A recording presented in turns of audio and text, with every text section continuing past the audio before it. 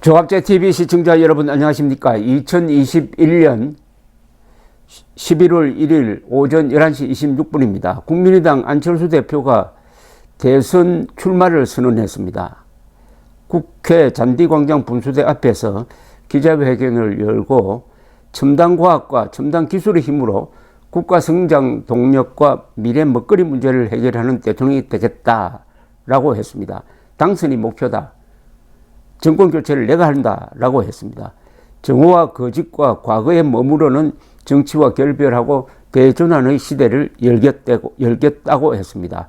그러면서 여야 대선 주자들을 겨냥하여 비판했습니다. 여당 후보는 부동산 부패 카르텔 범죄를 설계하여 천문학적 부당이익을 나누어 갖게 하고도 뻔뻔한 거짓을 늘어놓고 있다. 야당 후보들은 새로운 시대를 맞이할 비전을 제시하지 못한 채 전근대적 주술 논란과 막말 경쟁으로 국민들을 절망케 하고 있다라고 했습니다. 당선되면은 임기 중반에 중간평가를 받겠다고 했습니다. 당선 후 임기 중반에 여야가 합의하는 조사 방법으로 국민의 신뢰를 50% 이상 받지 못하거나 또는 22대 총선에서 제가 소속된 정당이 제1당이 못 되면은 깨끗하게 물러나겠다고 했습니다. 정권 교체가 되어도 2년간 여소야대 구조는 바뀌지 않을 것이다. 자, 몇 가지 따져볼 문제가 있습니다. 안철수 대표는 지난 연말 뭐라고 선언을 했느냐면은 대선에 불출마하고 서울시장 후보 단일화에 앞장서겠다고 했습니다. 그렇게 되었습니다. 그런데 단일화는 되었는데 본인이 후보로 된 게 아니라 오세훈 씨가 후보로 결정이 되었습니다. 그러나 자신의 일처럼 열심히 선거운동을 해서 모처럼 단일화의 모습을 보여주었습니다. 그런데 그 뒤에 국민의힘과 국민의당이 합당하겠다고 약속을 해놓고 합당이 되지 않았습니다.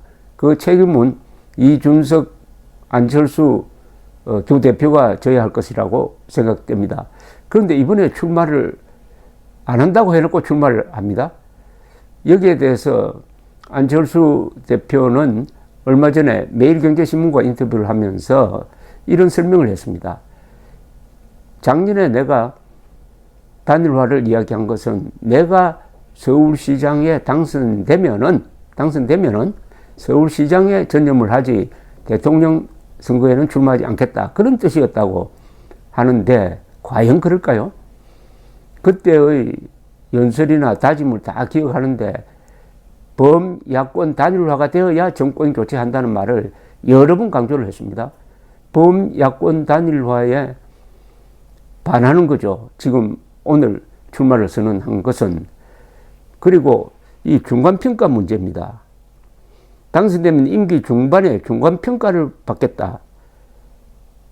국민 신뢰를 50% 이상 받지 못하면 물러난다. 또 22대 총선에서 소속된 정당이 제1당이 못 되면 깨끗하게 물러난다 했습니다. 22대 총선은 2024년으로 예정되어 있습니다. 자, 그러면 이게 대통령이 되더라도 제대로 대통령직을 수행할 수 없다는 이야기입니다. 왜냐하면 중간평가를 하려면은 뭔가 합의가 돼야 되는데 그 중간평가하는 방법, 그 합의가 어려울 것이고 가장 큰 문제는 이게 헌법에 위반될 소지가 있습니다. 이런 일이 과거에 두 번 있었습니다. 1987년 대통령 선거를 할 때 노태우 대통령이 중간평가를 받겠다고 했어요. 그러나 취임 후에 중간평가를 하려고 하니까 반대하는 야당이 생겼습니다. 김대중 당시 평민당 총재 측에서 반대를 했습니다. 이렇게 하는 것은 헌법에 위반된다. 그때 중간평가를 아마도 국민투표로 하겠다는 계산이었던 것 같습니다. 중간평가를 근데 국민투표는 안보에 관한 중대사안일 경우에만 하는 거지 대통령의 임기를 걸고 국민투표를 할 수가 없게 되어 있습니다. 또 한 분 있습니다. 2003년 노무현 대통령이 정치적으로 몰리니까 국민투표를 통해서 신임을 묻겠다고 했습니다. 여기에 이 대목에 대해서는 그 뒤에 헌법재판소가 그 탄핵 기각 판결을 내리면서 요 부분은 위헌 소지가 있다고 했습니다. 그러니까 헌법에 그런 규정이 없다는 겁니다. 쉽게 말하면 우리나라 헌법에 대통령이 그만둘 수 있는 방법에 대해서 특별한 규정을 한 게 없습니다. 더구나 안철수 대표가 주장하는 대로 여론조사를 통해서 중간평가를 받고 그만두든지 계속 하든지 하겠다는 것은 이것은 헌법 위반일 소지가 상당히 큽니다. 이 헌법, 법률 이런 부분에 대해서 안철수 대표가 깊은 생각을 하지 않는 것 같이 느껴지는 것입니다. 헌법에 없는 걸 가지고 대통령의 임기를 결정하겠다고 하는 것은 이 헌정을 스스로 흔드는 겁니다. 단임제 대통령제는 5년 동안 보장한다는 이런 안정성이 있습니다.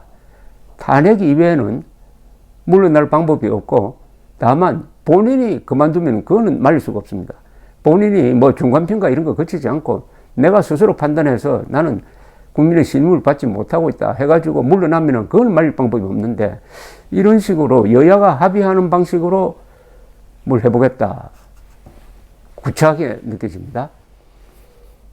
이제 범야권 단일화는 현재 시점으로서는 불가능하게 되었습니다. 다만 앞으로 불과 4개월밖에 남지 않았는데 이 기간에 어떻게 될 거냐 속단할 수가 없습니다. 다만 안철수 대표로서는 일생일대의 모험을 하고 있습니다. 만약 여론조사에서 안철수 후보의 지지율이 5% 내외로 머무는 게 계속된다면은 버티기 힘들지 않을까 하는 생각이 듭니다. 또는 이런 가능성도 있습니다.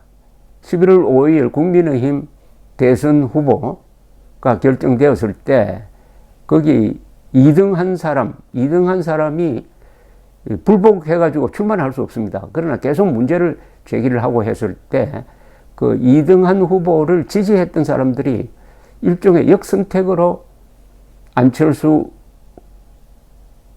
씨를 지지하는 이런 상황은 예상할 수가 있습니다. 어느 쪽이든 안철수 대표가 작년부터 미스터 단일화라는 말을 들을 정도로 외쳤던 범야권 단일화에는 그의 출마가 상당히 장애가 된 것인데 정치라는 것은 항상 생물과 같아서 작용 반작용이 계속 이어지니까 국민의힘 대선 후보로 결정된 사람의 리더십이 이럴 때 필요한데 국민 다수는 범야권 단일화를 원하고 있다 하는 것은 부인할 수 없다고 합니다.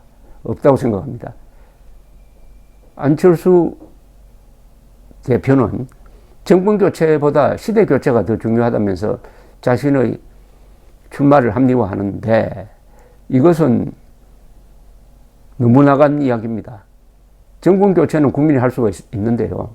시대 교체가 도대체 뭘 이야기하는지 또 시대를 교체한다는 것은 한 역사를 뒤엎는다는 뜻입니다.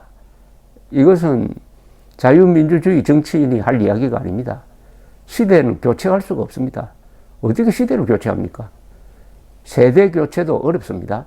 이거 잘못하면은 과거를 다 적폐로 몰아가지고 부정하는 역사 부정으로 귀결될 가능성이 있습니다. 시대를 교체하는 게 아니라 시대를 이어가면서 좀 더 좋은 시대를 만들어야죠.